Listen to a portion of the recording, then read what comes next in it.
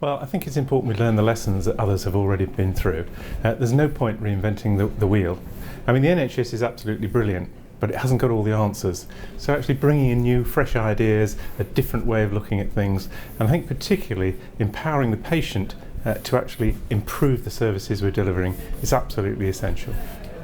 I think it's extremely interesting and important for the NHS to learn about what other international countries are doing to solve very similar problems and the tasks that we face, because they have a different cultural approach, and I think one of the major things we need to understand is how they've addressed that cultural change, because that's how we will get things moving in the future, is by behavioural change, not necessarily just cost reduction.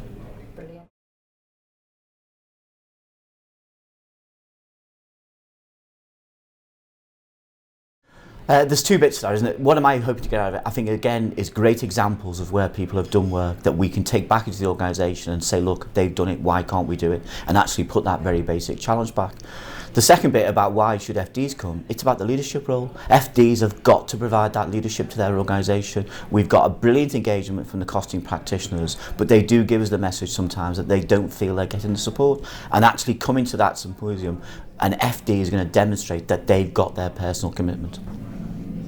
The big issue, and the big issue of driving better value and in a sense preserving our notion of the NHS will only be done when we have alignment between our financial leaders and clinical leaders. And we've heard from Sir Tim Briggs today that the clinicians have got to stand up and make the case for some of these changes that are required, but the finance leadership have got to be there shoulder to shoulder and supporting that.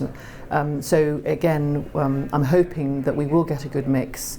We have invited finance leads, and we've asked them to bring their clinical colleagues, and I think that's really important that we get that sort of multidisciplinary dialogue going. That's the only way that we're going to actually change things.